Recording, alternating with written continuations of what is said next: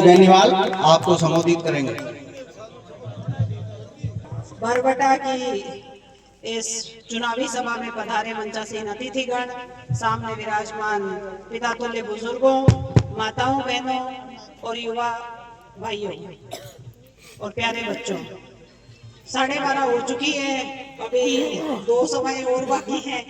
तो आपको मैं तो इतनी ही बोलावनी दे के जा रही हूँ कि आप अब बिल्कुल मजबूती से रहिएगा और आने वाली 13 तारीख तक इतना ही मजबूत रहना है आपको, एक दिन और रात जग के, और अपने इस बेल्ट की रखवाली करनी है, क्योंकि अब उनका एक ही है, वो सिर्फ आप लोगों को बरगलाएंगे। दोनों पार्टियां आएंगी और दोनों पार्टियां बरगलाने की कोशिश करेंगी।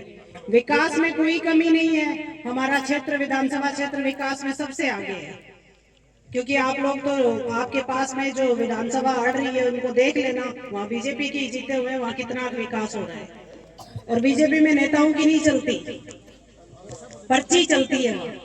पर्ची आएगी, यहाँ से अगर आप जिता के भेज दोगे फिर आपके लिए सड़क पे लड़ने वाला कोई नहीं है।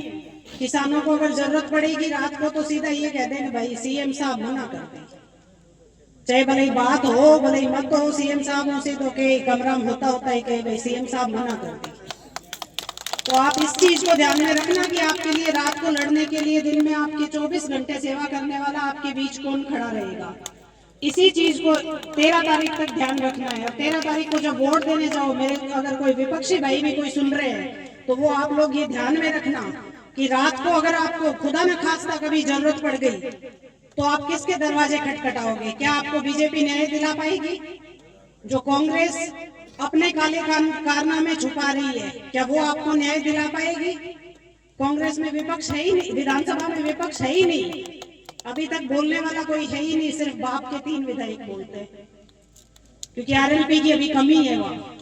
और अगर आपने आरएलपी की कमी रख दी तो आपके खिमसर से भी बोलने वाला कोई नहीं होगा।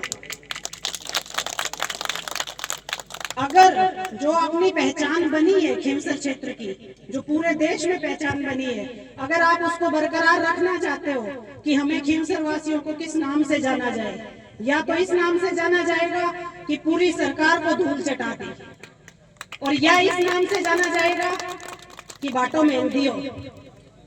अब आपको तय करना है कि आपको क्या चुनना है। मैं तो आपको इतना ही विश्वास दिलाऊंगी कि एमपी साहब हमेशा आपके लिए लड़ते रहे हैं, पूर्व एमएलए साहब भी आप लोग आपके बीच में दिन रात सेवा देते रहे। हमारा परिवार पूरी तरह से आपको समर्पित है, आपको जहां जरूरत पड़ेगी वहां हम आगे की पंक्ति में तैयार मिलेंगे आपको। 24 घंटे, रात को 12 बजे भी हमारे घर के दरवाजे 36 कौम के लिए खुले हैं। इसलिए आप इस चीज को ध्यान में रख के वोट कीजिए, क्योंकि हमारे आला कमान कोई और नहीं है, हमारे आला कमान आपके सामने बैठे हैं। और अगर बीजेपी से पूछोगे तो कभी कहेंगे दिल्ली से आएगा, कभी कहेंगे जयपुर से आएगा रास्ता। और हमारे अगर मैं नहीं कभी आपके बीच में कोई मेरी ओढ़ आ जाए तो आप दे सकते हो एमपी साहब को। इसी चीज का ध्यान रखना, बाकी दुजोड़ा कोई आवे कोई धन पूछे। ठीक सा, आपको बस इतनी बुलानी है, 13 तारीख को बोतल के निशान पर एक नंबर पे बटन दबाना है और ज्यादा से ज्यादा आशीर्वाद दीजिएगा। धन्यवाद। बली की, रामसा पीर की, बाबूजी महाराज की। बहुत लेट हो गए, 4-5 घंटे लेट चल रहे हैं। और बरबटा जो गांव है इसका आशीर्वाद हमेशा मेरे ऊपर बना रहा। 8वां 9वां चुनाव है, हमेशा आपने दोनों हाथों से मुझे आशीर्वाद दिया, मेरे परिवार को आशीर्वाद दिया, मुझे 6 बार जिताया। और नारायण को भी आपने विधायक बना के राजस्थान की विधानसभा के अंदर भेजा। अब आपके प्रत्याशी के रूप में महिला सशक्तिकरण कनिका आपके बीच चुनाव लड़ रही है और आपको इसकी पूरी मदद करनी है। महिला शक्ति, नारी शक्ति और महिला शिक्षा, जिसकी बहुत बड़ी आवश्यकता इस इलाके के अंदर है। मैंने पिछले 16 साल के अंदर प्रयास किया खिमसर को विकास के नए आयाम देने का। खूब कॉलेज खुलाए, खूब सड़कें बनाई, खूब आपके अस्पताल बनवाए, केंद्रीय विद्यालय भी खिमसर में लाए जो जल्दी चालू हो जाएगा। बरबटा की कुछ सड़कें और एक ट्यूबवेल का मामला सही था, तो मैं आपको विश्वास दिला रहा हूं सड़कें सारी आपकी पूरी करा देंगे, आप निश्चित रहें। तमाम डालियां सड़कों से जुड़ जाएगी। एक भी ढाणी बाकी नहीं रहेगी। समय अभी 1 साल से उल्टा सुल्टा चल रहा है, आप सारी बातें जानते हो। अभी जो सड़कें चल रही है काम क्षेत्र में वो पुरानी सड़कें से, वही सड़कें चल, नया 1 रुपया इनका नहीं आया। बीच में विधानसभा लोकसभा चुनाव के आचार संहिता से पहले 20-25 किलोमीटर विधायकों को सड़कें दी थी, वो हमने निकाल दी। तो सड़कें सहित आपके करीब बन गई, 1 आध में बाकी होगी। और अब की बार जो लंबा चौड़ा लिस्ट था उसमें तो कुछ रह गई, कुछ निकल गई, कुछ बन रही है, कुछ का लोग कोई चढ़ा रहा है, कुछ हो रहा है। MP लेड का और MLA लेड का पैसा मैंने सारा निकाला, बिजली के अंदर सारा पैसा दिया।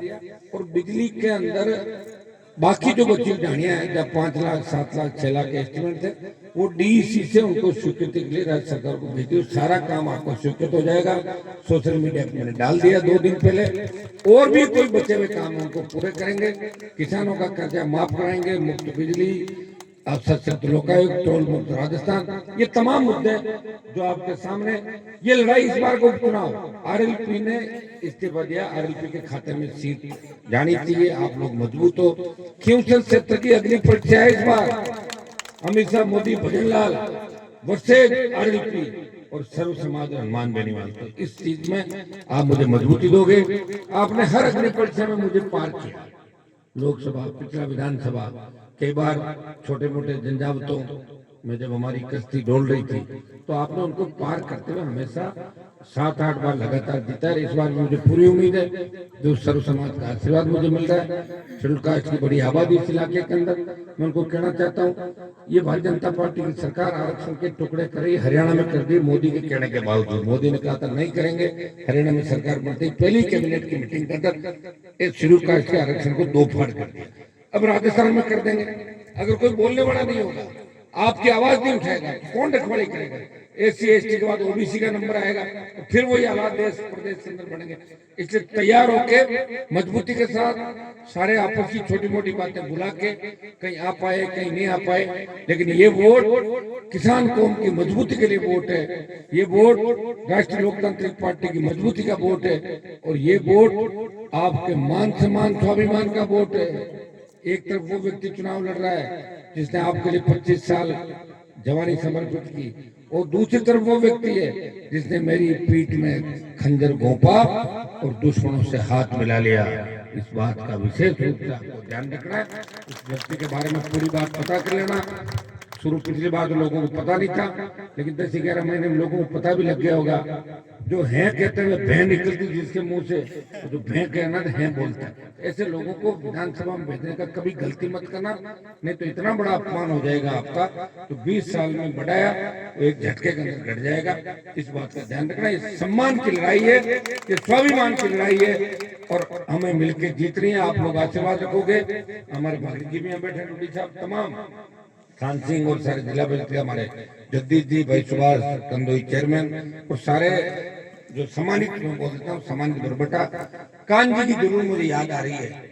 वो हमेशा मेरे साथ रहते थे। खानाराम जी हमारे बीच नहीं रहे, बहुत कांग्रेस के बड़े नेता होते भी हमेशा मेरी मदद की उन्होंने, तो उनकी हमेशा मदद जब निकलता निश्चित रूप से खानाराम जी के कुछ बताए हुए 1-2 काम थे, तो जल्दी अब की बार जैसे अपना होगा वो काम भी करेंगे। आपको सबको साथ लेके चलेंगे, ये मैं आपको विश्वास दिलाता हूँ। बहुत बहुत आपको धन्यवाद। जय जय।